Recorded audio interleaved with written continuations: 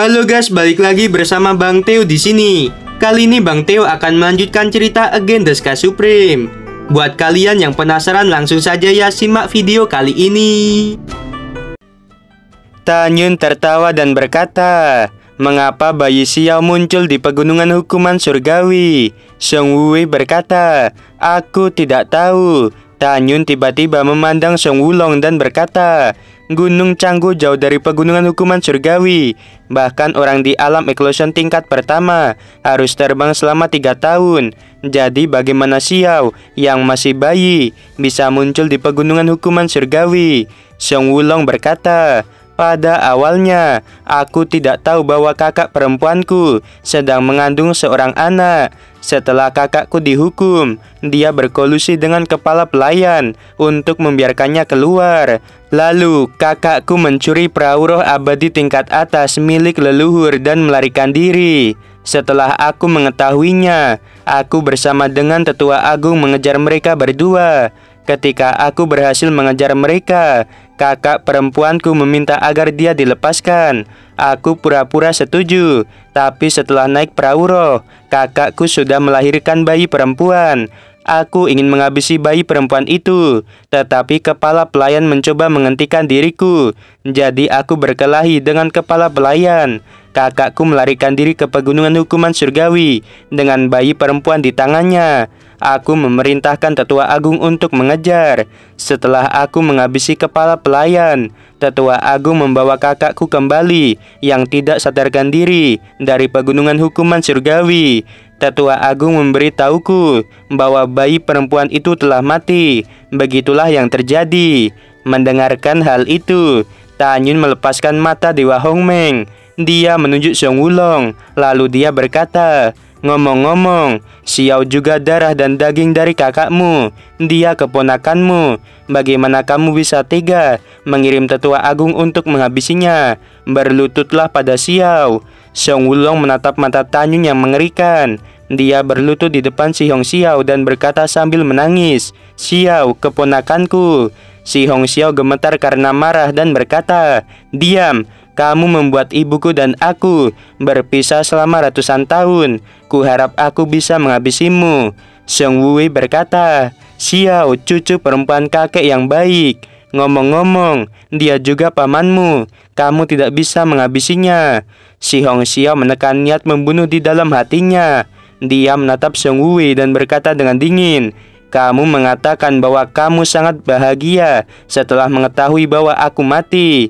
Dalam hatimu, kamu menganggapku sebagai aib bagi keluarga Song Wu." Si Hong Xiao membalikkan tangannya. Dia memegang pedang dan ditempatkan di leher Song Wukong. Song Wukong ketakutan dan tidak berdaya.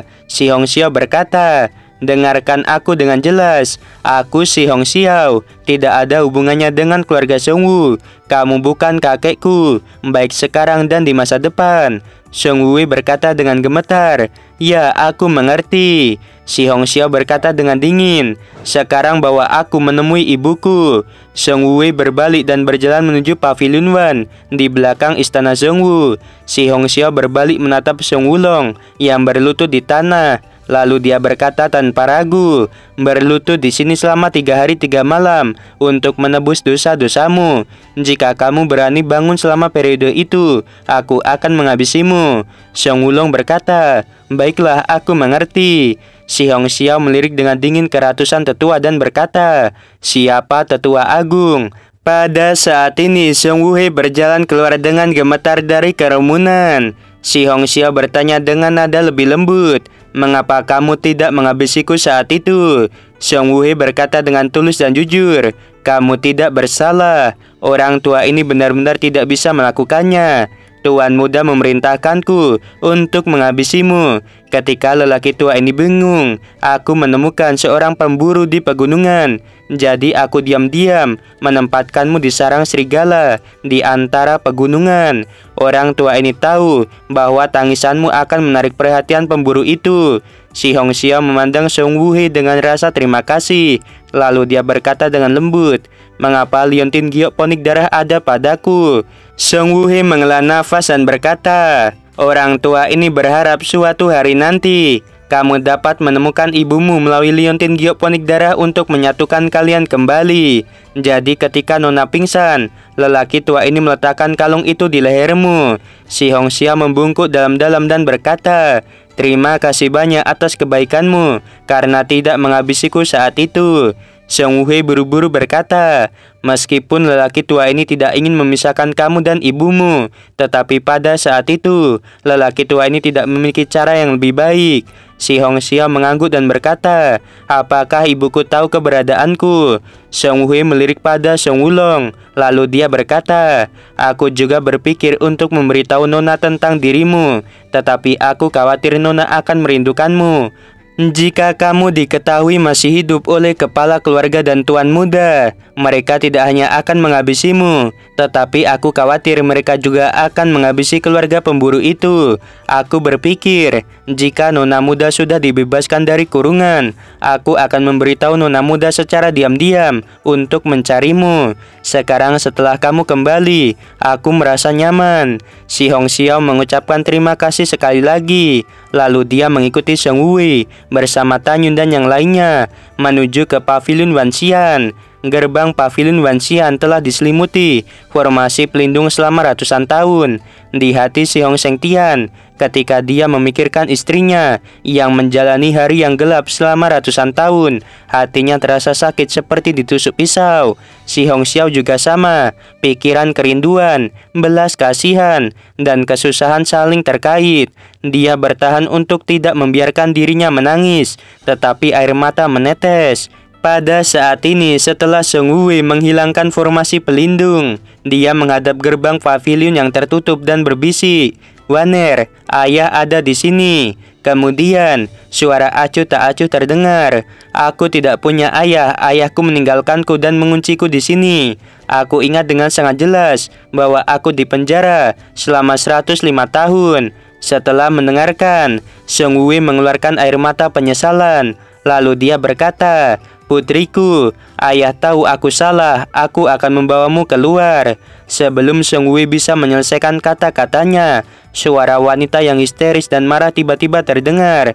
"Jangan panggil aku anak perempuanmu, aku tidak punya ayah. Kamu lelaki tua yang kejam. Kamu mencegah suamiku dan aku untuk bisa bertemu satu sama lain dan menyebabkan kematian putriku yang baru lahir. Lepaskan aku, lepaskan aku."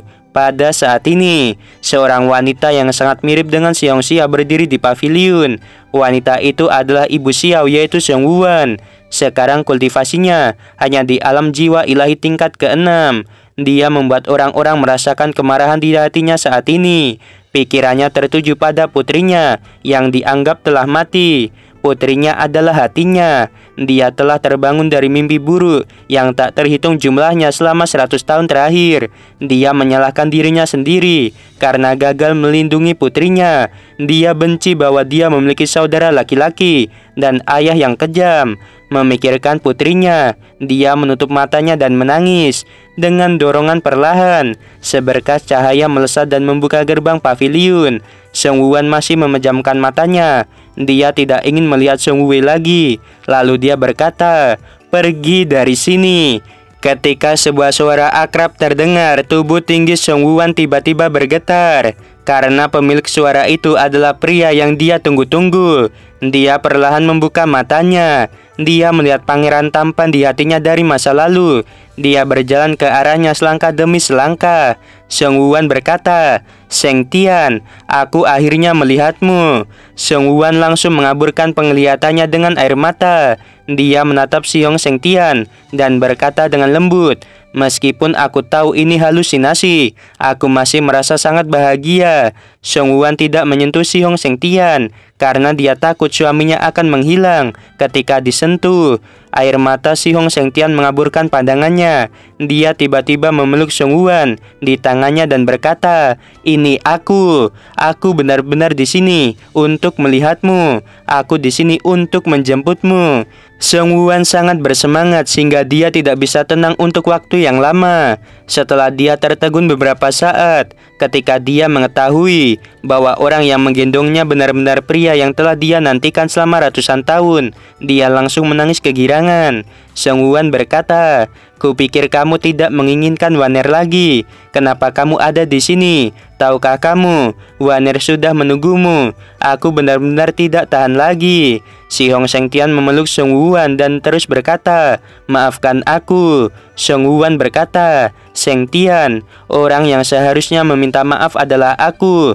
Setelah kita terpaksa berpisah, aku mencuri perahu roh leluhur keluarga dan ingin menemui dirimu. Tetapi saudaraku mengejarku. Aku takut akan melibatkan dirimu. Jadi aku tidak pergi ke tempat pertama kali kita bertemu. Tetapi selama pelarian, aku mengetahui bahwa aku hamil anakmu. Kemudian, kepala pelayan dan aku melarikan diri ke pegunungan hukuman surgawi. Aku melahirkan seorang putri, dan kepala pelayan dihabisi oleh saudaraku, dan anak kita dihabisi oleh tetua agung. Aku benar-benar minta maaf. Akulah yang tidak berguna dan tidak bisa melindungi anak kita." Mendengarkan hal itu, si Hong Xiao yang berada di luar paviliun, dia berjalan ke dalam paviliun Wan Xian. Tanyun dan yang lainnya tetap berada di luar. Tanyun dan yang lainnya tahu bahwa pada saat ini keluarga itu bersatu kembali. Tanyun memandang si Hong Yuan dan yang lainnya, lalu dia berkata, "Sementara kita pergi dari sini." Setelah itu, Tanyun dan semua orang melihat paviliun Wan Xian dari kejauhan. Mereka tidak ingin mengganggu keluarga yang bersatu kembali. Di dalam paviliun, si Hong Sengtian memegangi wajah Song Wuan dan berkata, "Waner, jangan menangis. Putri kita masih hidup. Dia juga datang ke sini." Song Wuan berkata, "Sengtian, jangan berbohong padaku. Anak kita telah dihabisi oleh tetua agung." Sebelum Song Wuan selesai berbicara, dia mendengarkan orang yang berteriak. Song Wuan tertegun sejenak, tubuhnya terguncang. Dia melihat seorang gadis yang persis sama seperti dirinya ketika masih muda. Song Wuan berkata, "Sengtian, apa yang terjadi?" Kemudian, si Hong Sengtian memberitahu Song Wuan bahwa tetua agung keluarga Song Wu tidak menghabisi Xiao. Setelah mendengarkan seluk-beluk masalahnya, Song Wuan hampir pingsan karena kegembiraan. Dan akhirnya ibu dan anak itu, mereka berpelukan dan menangis. Waktu berlalu, 1 jam kemudian, Song Wuan memimpin Xiao dan si Hong Sengtian keluar dari paviliun tempat dia dipenjara selama ratusan tahun. Song Wuan juga telah belajar tentang pertumbuhan Xiao saat ini. Ketika dia mengetahui bahwa orang tua angkat Xiao telah meninggal, dia berterima kasih kepada orang tua angkat Xiao. Dan pada saat yang sama, dia merasa patah hati karena putrinya pernah kelaparan. Ketika dia mengetahui bahwa putrinya tidak hanya menjadi murid jenius sekte suci Wang Fu, tetapi juga tunangan kepala sekte, itu membuat dia sangat bangga. Ketika dia mengetahui bahwa memiliki menantu laki-laki yang hebat, dia merasa lega tentang masa depan putrinya. Ketika dia mengetahui bahwa menantunya sudah menjadi eksistensi seperti dewa di benua hukuman surgawi, dia tertawa bahagia. Tanyun mendarat di depan Song Wuan. Dia membungkuk dan berkata, "Menantu laki-laki memberi hormat pada ibu mertua." Segera, Shen Shubing, Nanggong Yukin, Tang Mengyi, serta Dante Xianer terbang di sampingnya dan memberi hormat kepada Song Wuan. Lalu mereka berkata, "Kami telah melihat bibi." Song Wuan menatap Tanyun dan berkata dengan ekspresi serius, "Kamu tidak boleh memperlakukan putriku dengan buruk di masa depan."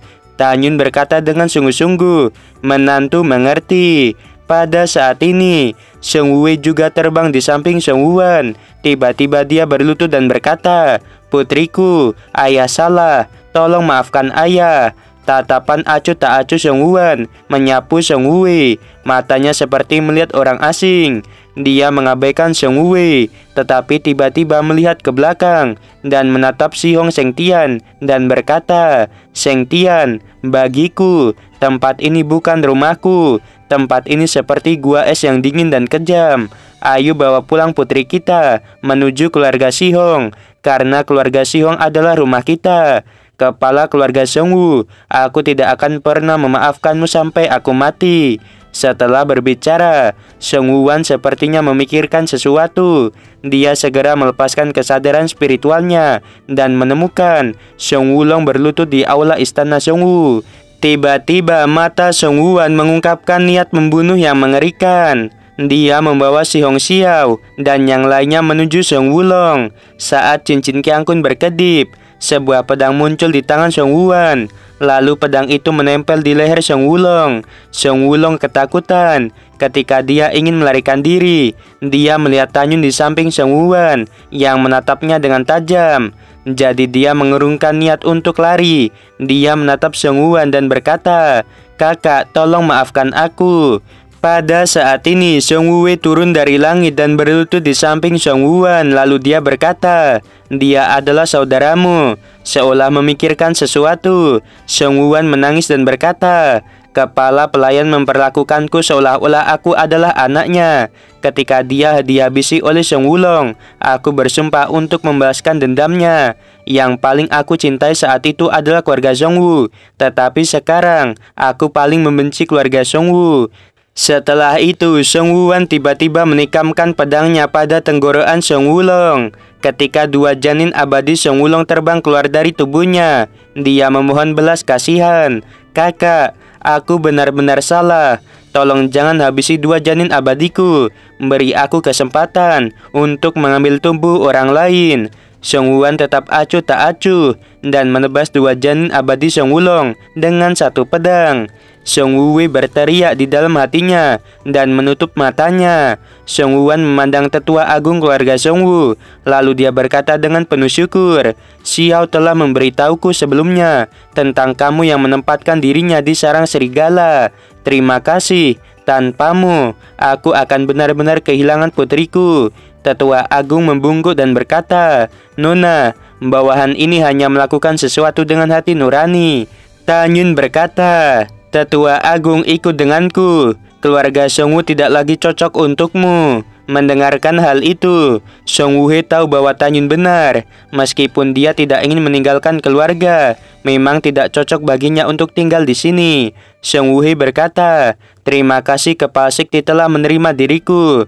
Tanyun berkata dengan tulus, "Kamu adalah penyelamat tunanganku di masa depan. Ketika kamu kembali ke Sekte Suci Wangfu, kamu dapat berlatih dengan keras." Pada saat ini, Tanyun berkata pada Si Hong Sengtian, "Ayah mertua, ibu mertua, tunggu sebentar. Ada beberapa hal yang perlu ditangani oleh menantu ini." Kemudian, Tanyun memandang Song Wuwei dan berkata tanpa ragu, "Di mana pedang dewa yang diperoleh keluargamu 80.000 tahun yang lalu dari tanah abadi?" Mendengar Tanyun bertanya tentang pedang dewa, Song Wuwei menatap Tanyun dengan dingin dan berkata, "Jadi, kamu menginginkan pedang dewa milik keluargaku? Tanyun, kepala keluarga ini memberitahumu bahwa aku telah kehilangan satu-satunya putraku. Pedang dewa milik keluarga Songwu tidak akan pernah bisa kamu ambil." Tanyun menekan amarah di hatinya. Dia menggunakan mata Dewa Hongmeng dan mengendalikan Song Wuwei. Tanyun bertanya, "Bawa aku ke tempat pedang dewa." Song Wuwei tampak lamban, lalu dia terbang ke udara. Setelah terbang ribuan mil dengan Tanyun, dia datang ke gua besar. Di dalam gua, sebuah pedang raksasa dengan ketinggian 10.000 kaki berdiri. Tanyun bersemangat. Dia dengan cepat mengeluarkan darahnya untuk melakukan pengorbanan darah. Lalu pedang itu menyusut dan disimpan di pikirannya. Selanjutnya, Tanyun melepaskan mata Dewa Hongmeng. Ketika Song Wuwei mengetahui bahwa pedang dewa hilang, badai melonjak di hatinya. Dia menatap Tanyun dengan kaget dan berkata dengan marah, "Pedang dewa tidak dapat ditaklukkan sama sekali. Bagaimana kamu melakukannya? Beri aku pedang dewa itu." Menghadapi teguran, Tanyun sangat marah dan berteriak, "Ingat, pedang itu milikku. Jika bukan karena hubungan darahmu dengan Xiao, aku benar-benar ingin menghabisimu. Jika kamu berbicara lagi, aku berjanji akan menghabisimu." Song Wuwei melihat penampilan marah Tanyun. Dia gemetar dan berkata, "Kepala Sektetan, tenanglah, aku tidak akan mengatakannya lagi." Tanyun berkata, "Kamu ingat jika suatu hari kamu memberontak, aku akan menghabisimu. Keluarga Xiongwu akan berakhir sama seperti keluarga Qili. Setelah itu, Tanyun meninggalkan gua. Dia terbang keluar dari alam rahasia Xiongwu dengan semua orang dan terbang menuju alam rahasia Xihong. Setelah Xiongwu kembali, dia berkata kepada salah satu tetua, "Tetua kedua, kamu pergilah ke tempat keluarga Qili untuk melihat apa yang terjadi." Tetua kedua pergi dengan tergesa-gesa. Setengah bulan kemudian, ketika tetua kedua kembali, dia memberitahu Sheng Wuwei bahwa jutaan keluarga Qili tidak ada yang selamat. Sheng Wuwei sangat ketakutan, sehingga tubuh tuannya bergetar. Pada saat ini, Xihong Shengtian, Sheng Wuwan, dan semua pejabat tinggi keluarga Xihong mengirim Tanyun, 5 gadis, dan Sheng Wuwei di depan gerbang gunung alam rahasia Xihong. Sebelum pergi, Tanyun memberitahu Xihong Shengtian dan Sheng Wuwan bahwa dia akan menjaga Xiao dengan baik, sehingga mereka tidak perlu khawatir. Tanyun juga memberitahu mereka bahwa pasti ada pertempuran sengit antara sekte suci Huangfu dan Istana Enam Surga dalam beberapa tahun terakhir. Tanyun mengatakan kepada mereka untuk tidak pergi ke pegunungan hukuman surgawi. Tanyun memberitahu ayah mertua dan ibu mertuanya bahwa dia akan membuka formasi teleportasi dari alam rahasia Huangfu ke alam rahasia Xihong saat keadaan damai. Pada akhirnya, Tanyun mengendarai perahu roh, butuh 20 hari untuk terbang keluar dari pegunungan Canggu dan menuju pegunungan hukuman surgawi. Selama periode ini, Tanyun dan 5 gadis memasuki pagoda masing-masing untuk berkultivasi. Waktu berlalu dalam sekejap mata ketika Tanyun mengendarai perahu roh dan muncul di gerbang luar pegunungan hukuman surgawi. Dia tidak tahu bahwa ada pertempuran yang terjadi. Pada saat ini, gerbang alam rahasia telah dihancurkan. Kera iblis setinggi 900 kaki dipenuhi memar dan luka, dan tubuhnya ditutupi dengan luka besar yang mengejutkan. Kera iblis memancarkan aura periode dewasa tingkat ke-10. Dia memegang tongkat raksasa hitam dan menghajar 6 orang di alam eklosion. Tiba-tiba, tubuh ke-6 orang itu meledak di langit. Janin abadi mereka berteriak histeris, "Kepala istana, selamatkan hidup kami!" Jeritan mereka meminta bantuan tiba-tiba berhenti. Mereka dihancurkan oleh kera iblis. Setelah itu, kera iblis memegang tongkat hitam raksasa dan menyerang sangguannya. Moer dan singa naga emas juga ikut bertarung. Betul sekali, sangguannya sedang menyerang sekte suci Huangfu. Setengah hari yang lalu, sangguannya memimpin 432 tetua dari Istana Enam Surga. Dia menggunakan jimat sub suci asli tingkat menengah untuk menerobos gerbang alam rahasia. Toba Yingying yang telah kembali dari luar pegunungan hukuman surgawi bersama Suzhen dan Xian. Dia segera memimpin situasi keseluruhan dan memberitahu semua orang di alam rahasia Murong, alam rahasia jiwa ilahi, alam rahasia abadi, dan alam rahasia Huangfu untuk segera pergi ke Zhongnan Xiangshan melalui formasi teleportasi.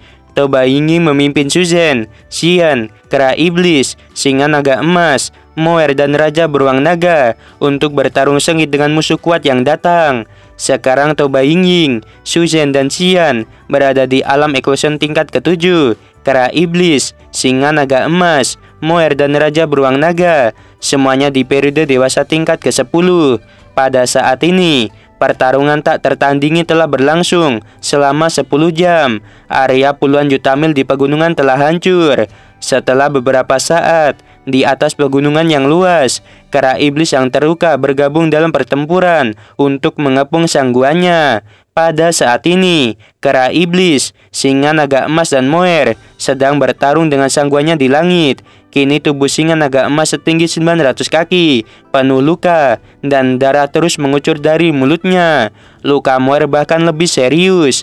Pada tubuh Moer setinggi 2000 kaki, sisik gelap yang tak terhitung jumlahnya telah hancur. Secara khusus, luka sepanjang 100 kaki di perutnya bahkan lebih mengejutkan. Luka-luka itu semua disebabkan oleh sangguannya yang berada di alam eklosion tingkat sempurna. Di sisi lain, menghadapi pengepungan 3 monster, sangguannya tidak hanya tidak terluka, tetapi juga berada di atas angin.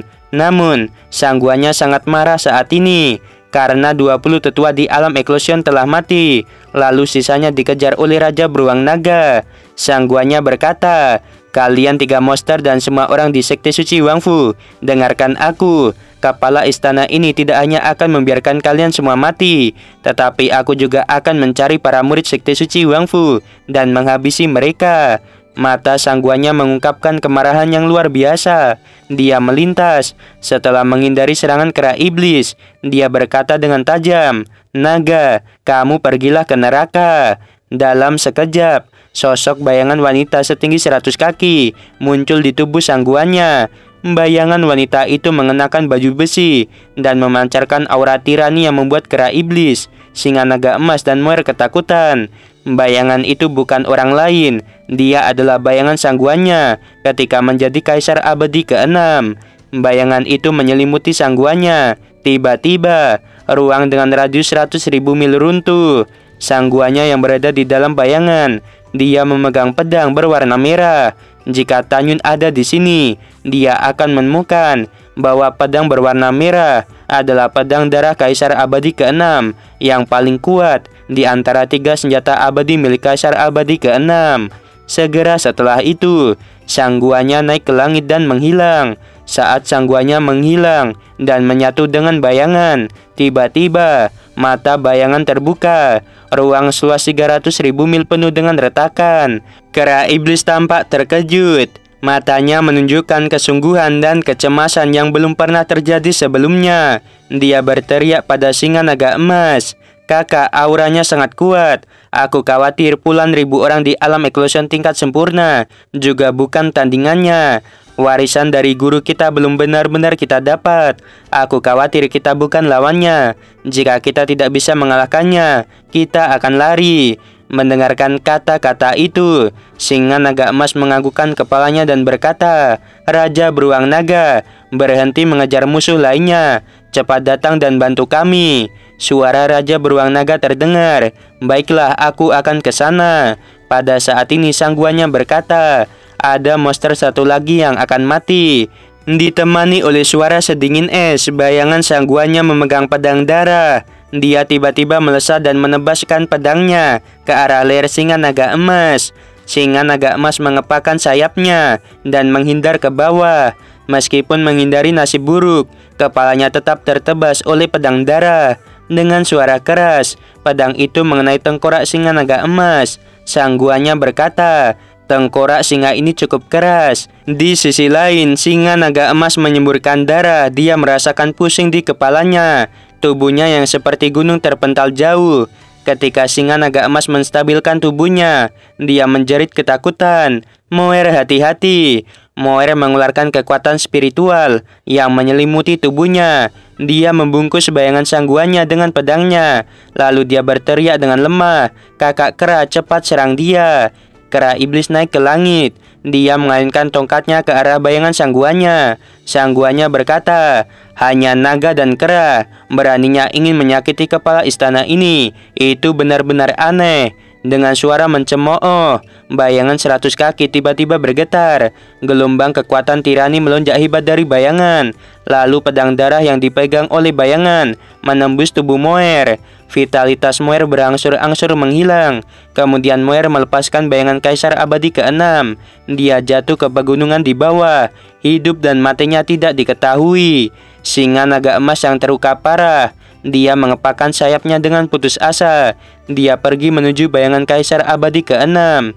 Pada saat ini, kera iblis mengaitkan tongkat raksasanya ke arah bayangan sang guanya atau Kaisar Abadi ke-6. Bayangan Kaisar Abadi ke-6 tiba-tiba mengaitkan pedangnya. Ketika pedang darah Kaisar Abadi ke-6 menghantam tongkat raksasa kera iblis, sang guanya terkejut. Kemudian bayangan Kaisar Abadi ke-6 terhempas ribuan kaki. Di sisi lain, daging di seluruh lengan kanan kera iblis dihancurkan oleh pedang sang guanya. Jelas, kekuatan kera iblis saat ini jauh lebih lemah daripada sang guanya. Pada saat ini, singa naga emas mengangkat kuku kanannya yang besar dengan seluruh kekuatannya. Dia melangkah menuju dada bayangan Kaisar Abadi ke-6. Sang guanya mencibir. Bayangan Kaisar Abadi ke-6 memegang pedang dan menebas kuku kanan singa naga emas. dengan cipratan darah. Kuku kanan singa naga emas berdarah. Kemudian, tubuh singa yang seperti gunung ditebas oleh pedang.